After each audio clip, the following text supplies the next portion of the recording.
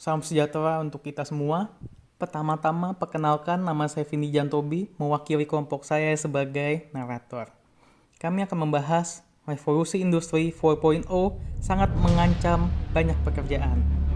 Zaman sekarang, teknologi dan perangkat canggih lain-lainnya membuat hidup manusia jauh lebih mudah dan lebih baik. Sebelum kita bahas lebih lanjut tentang industri 4.0, mari kita tarik mundur dari awal apa itu industri pertama kali atau 1.0. Industri 1.0 berjalan pada tahun 1800-an, di mana untuk pertama kali mesin ulap ditemukan. Efisiensi pekerjaan pada saat itu berkali-kali lipat lebih baik dikarenakan mesin. Lalu lanjut pada tahun 1900-an, ditemukan tenaga listrik yang membuat jauhnya peningkatan efisiensi pekerjaan dari industri sebelumnya, yang sekaligus menjadi titik penggeser industri menjadikan 2.0. Dengan adanya tenaga listrik, tidak dibutuhkan waktu yang lama, tepatnya 1970-an, untuk memulai industri 3.0 dengan terciptanya komputer. Dengan hal tersebut, peradaban manusia semua digitalisasikan, sehingga meningkatkan efisiensi pekerjaan lebih pesat lagi. Komputer dan otomatisasi mesin sangat bergantung dengan adanya informasi atau coding untuk dapat cepat dalam pertukaran informasi.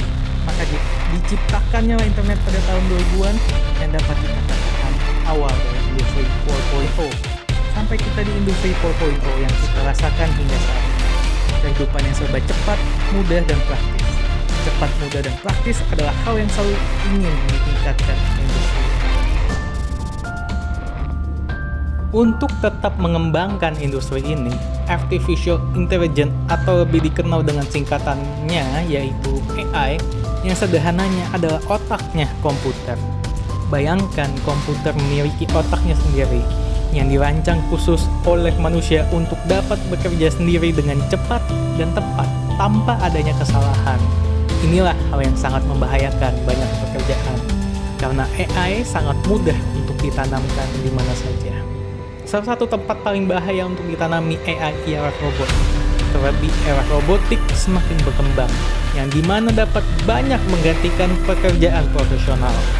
Menurut data International Federal Robotics, hanya dalam waktu 2013 hingga 2017 mengalami peningkatan produksi robot pekerja hingga 114%, yang menjadikannya sebanyak 381.335 unit robot pekerja di seluruh dunia. Serta diprediksikan pada tahun 2018 hingga 2021 akan mengalami peningkatan lebih dari 100% lagi, hingga menjadikannya robot pekerja sebanyak 630.000 unit. Hal ini tidak lepas dari harga produksi unit robot yang semakin murah seiringnya zaman. Dulu biaya robot membutuhkan hingga 25.000 USD. Masa kini, salah satu firma dari Taiwan dengan nama Delta mampu membuat biaya produksi menjadi hanya 11.000 USD. Pekerjaan robot telah terbukti juga lebih efisien, bahkan jika dibandingkan oleh banyak pekerjaan manusia sekaligus. Tidak pernah menuntut, bahkan dapat dipekerjakan secara non-stop tanpa biaya tunjangan, kesehatan, hari raya, dan bahkan pensiun. Terlebih minimnya persentase akan human error. Dengan fakta tersebut membuat pekerjaan yang repetitif, yang berulang-ulang seperti pekerja pabrik, sopir, kurir, pelayan market, dan bahkan guru memiliki kemungkinan terbesar untuk digantikan oleh kemajuan zaman ini.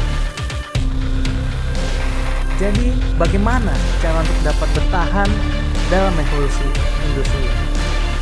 Yaitu dengan memperkaya materi dan terutama pemikiran. Secanggih-canggihnya robot atau teknologi tidak akan dapat menggantikan logika serta perasaan manusia. Sehingga pekerjaan yang menyangkut tentang critical thinking, koalisi, komunikasi, dan kreativitas yang pekerjaannya seperti programmer, analisis, politikus, pengacara, seniman, dan masih banyak lagi dipastikan aman. Intinya, pekerjaan yang menggunakan otot, penghitungan pasti, dan pekerjaan repetitif pasti akan digantikan oleh robot. Mungkin Anda agak akan sedikit tenang dengan kebijakan setiap negara akannya pembatasan penggunaan robot pekerja. Karena diperkirakan Jika robot pekerja digunakan secara masif, akan menimbulkan banyaknya pengangguran secara massal, yang akan menimbulkan masalah baru pada negara itu sendiri. Tetapi, cepat atau lambat pasti akan ada perubahan seiringnya waktu. Sehingga sedikit demi sedikit, pekerjaan yang berpotensi dapat digantikan robot akan digantikan.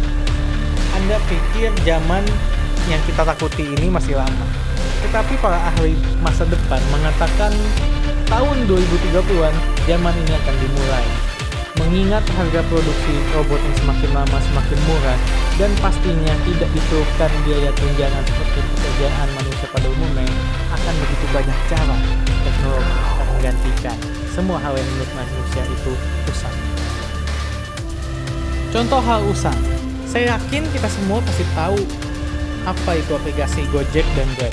Kedua aplikasi tersebut menggantikan posisi ojek pangkalan, taksi, dan alat transportasi lainnya. Pada masa kemunculan kedua aplikasi tersebut, banyak pihak yang merasakan perbedaannya, baik yang menguntungkan maupun yang merugikan. Banyak ojek pangkalan yang kehilangan pelanggan, perusahaan taksi yang tutup, dan lain-lainnya. Zaman akan terus berubah-ubah. Sekarang pintar-pintaran kita untuk dapat beradaptasi dan bertahan hidup dalam perubahan zaman yang semakin lama semakin cepat ini. Akan hal tersebut mengingatkan saya dengan sejarah. Pelajaran sejarah memanglah pelajaran yang mempelajari masa lalu, tetapi banyak hal yang dapat kita pelajari untuk masa yang akan datang. Menurut saya, zaman sekarang sama saja seperti zaman dahulu saat Belanda menjajah Indonesia.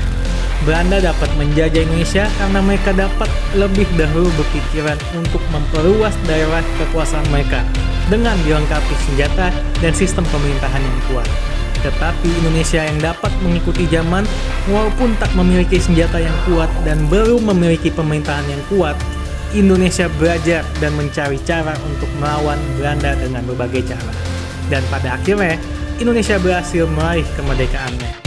Yang dapat kita pelajari dan petik dari kemerdekaan Indonesia adalah mengikuti zaman, beradaptasi, dan selalu mencari cara apa yang kita inginkan. Pasti akan dapat kita capai. Bayangkan jika saat itu Indonesia tidak mengikuti zaman dan tetap terima saja dijajah oleh Belanda. Indonesia tidak akan pernah mendapatkan kemerdekaannya.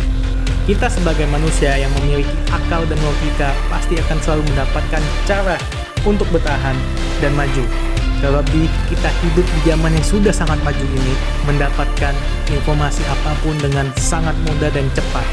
Tinggal bagaimana kita menggunakan kemampuan yang kita miliki untuk dapat bertahan dalam revolusi industri 4.0 ini dan industri-industri selanjutnya. Sekian dari saya Vindi Jantobi, serta kelompok saya mengucapkan terima kasih dan sampai jumpa.